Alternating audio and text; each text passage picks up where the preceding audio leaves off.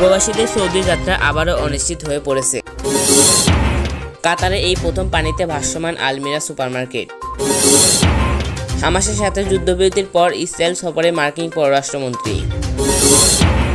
Made in Bangladesh পর্তুগালের বাজারে। আজকের সর্বশেষ সংবাদে জানবেন ইরানের প্রেসিডেন্ট পদে বৈধ প্রার্থীদের চূড়ান্ত নাম ঘোষণা। শুনছিলেন সংবাদ শিরোনাম, এবারে জানাবো বিস্তারিত। ভিডিওটি না টেনে শেষ পর্যন্ত দেখার অনুরোধ রইল, নইলে অনেক কিছু মিস হয়ে যেতে পারে। এদিকে প্রবাসীদের সৌদি যাত্রা আবারও অনিশ্চিত হয়ে পড়েছে। প্রবাসীদের সময় মতো সৌদি আরব যাত্রা আবারও অনিশ্চিত হয়ে পড়েছে। সৌদি এয়ারলাইন্সের সার্ভার ডাউন থাকায় 28 মে পর্যন্ত হোটেল বুকিং বন্ধ থাকবে বলে জানিয়েছেন প্রতিষ্ঠানটি। এতে সৌদিগামী প্রবাসীদের মধ্যে নেমে এসেছে হতাশা। রাজধানীর কাওরান বাজারে চোখে মুখে অনিশ্চয়তা নিয়ে দেশের বিভিন্ন এলাকা থেকে সৌদি এয়ারলাইন্সের কার্যালয়ে হাজির হন শত শত প্রবাসী। ফ্লাইটের টিকিট কেনা আর সৌদি সরকারের শর্তরূপে কোয়ারেন্টাইনের জন্য হোটেল বুকিং দিতে রাতে থেকে অপেক্ষা করে থাকতেন তারা, কিন্তু কাটেনি জটিলতা। ভুক্তভোগী যাত্রী বলেন, কালকে আমাকে বিমানবন্দর থেকে এখানে আসতে বলেছেন, এখানে এসে কারোর দেখা পাইনি। আজ রাতে যাদের ফ্লাইট বা আগামীকাল তারা কি করবে? আরেক ভুক্তভোগী বলেন, গতকাল রাত 2টা বাজে আমার ফ্লাইট ছিল, ভোর থেকে এখানে এসেছি, এখন পর্যন্ত কোনো কথা বলেননি তারা।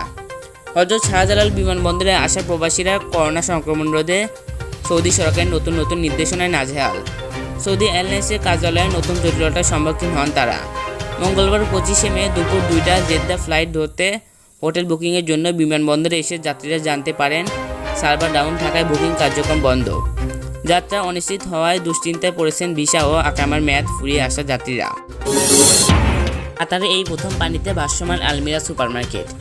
কাতারের আলমিরা সুপারমার্কেট সব এলাকায় গ্রাহকদের কাছে সেবা পৌঁছে দিচ্ছে নিত্য নতুন উপায়ে। সম্প্রতি এই আলমিরা কাতারের সাফিলিয়া দ্বীপের কাছে পানির উপরে একটি ভাসমান সুপারমার্কেট তৈরি করেছে, যা ইতিমধ্যে সবার নজর কেড়েছে।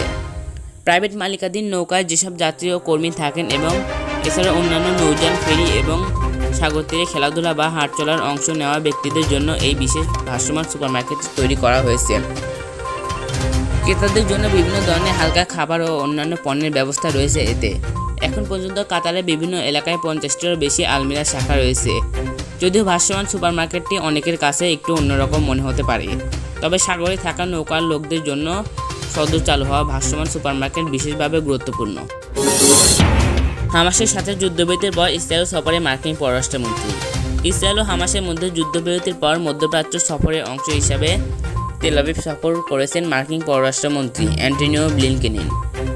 মঙ্গলবার তেল আবিব বিমানবন্দরে বিমান থেকে নামার সময় মার্কিন পররাষ্ট্রমন্ত্রী অ্যান্টনিও ব্লিনকেনকে ইসরায়েলের পররাষ্ট্রমন্ত্রী গবে আশকানাজি স্বাগত জানিয়েছে।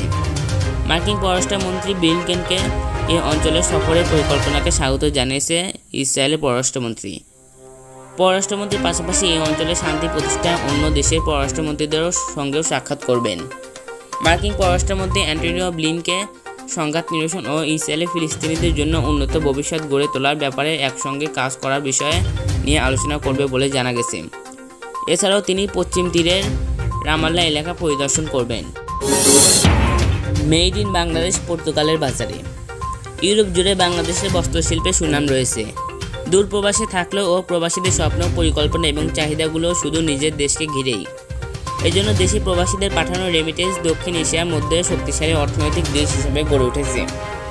বাংলাদেশ প্রতি বছর গার্মেন্টস শিল্পগুলো থেকে প্রচুর বৈদেশিক মুদ্রা অর্জন করে। বিদেশি মাটিতে দেশীয় গার্মেন্টস সেক্টর অনেক এগিয়ে। এই ধরনটা অব্যাহত থাকলে দেশের কাপড়ের গুণগত মানও অনেক ভালো হবে। ইউরোপে বাংলাদেশি গার্মেন্টস শিল্পের চাহিদা অনেক। বাংলাদেশি পোশাকের শিল্প পর্তুগালে গুণগত ও ভালো ব্র্যান্ডে অনেকটা এগিয়ে, যেমনটা সচরাচর দেখা যায় প্রাইমার্ক, H&M, যারা, নিউইয়র্ক, স্প্রিংফিল্ড, লেফটিসেট সহ আরও অনেক ব্র্যান্ড। পর্তুগালে বাংলাদেশ ছাড়াও দক্ষিণ এশিয়ার অন্যান্য দেশ, চীন, ভারত, পাকিস্তান, ভিয়েতনাম এবং মিয়ানমারের পোশাক দেখা যায়। তবে বাংলাদেশের পোশাক শিল্প পর্তুগাল সহ ইউরোপে বেশ সমাদৃত। ইরানের প্রেসিডেন্ট পদে বৈধ প্রার্থীদের চূড়ান্ত নাম ঘোষণা। মঙ্গলবার ইরানের প্রেসিডেন্ট নির্বাচনে অংশ নিতে স্বরাষ্ট্র মন্ত্রণালয়ের পক্ষ থেকে আনুষ্ঠানিকভাবে 7 জন বৈধ প্রার্থীদের চূড়ান্ত নাম ঘোষণা করা হয়েছে। প্রার্থীরা হলেন সাইয়েদ ইব্রাহিম রাইসি, মোহসেন রেজাইয়া, মোহসেন মেহের আলীজাদে, সাইদ জালিলি, আলী রেজা জাকানি, আব্দুল নাসের হেম্মাতি, সাইয়েদ আমির হোসেন, কাজীজাদে হাশেমি। খবর ইরান ও প্রেস টিভির। ইরান প্রেসিডেন্ট নির্বাচন আগামী 18 জুন শুক্রবার অনুষ্ঠিত হবে। দেশটির স্বরাষ্ট্র মন্ত্রণালয় নির্বাচন আয়োজন ও পরিচালনার মূল দায়িত্ব পালন করে থাকে। তবে প্রার্থীদের যাচাই বাছাইয়ের দায়িত্ব হচ্ছে গার্ডিয়ান কাউন্সিল অফ অভিভাবক পরিষদের।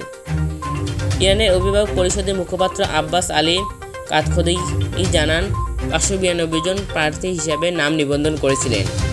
এর মধ্যে যাচাই বাছাই শেষে 7 জনের প্রার্থিতা অনুমোদন পেয়েছে। প্রেসিডেন্ট পদের নির্বাচনে অংশ নিচ্ছেন ইরানের বিচার বিভাগের কট্টরপন্থী প্রধান ইব্রাহিম রাইসি।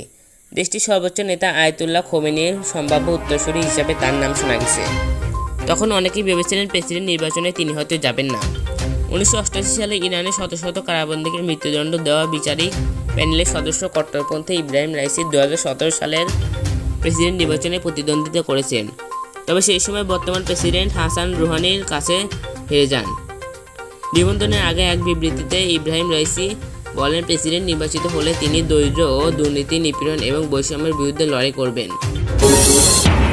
সুপ্রিয় প্রবাসী ভাই ও বোনেরা, প্রবাস জীবনের সকল আপডেট খবর জানতে এখনই আমাদের চ্যানেলটিকে সাবস্ক্রাইব করে পাশে থাকা বেল আইকনটিকে প্রেস করে রাখবেন।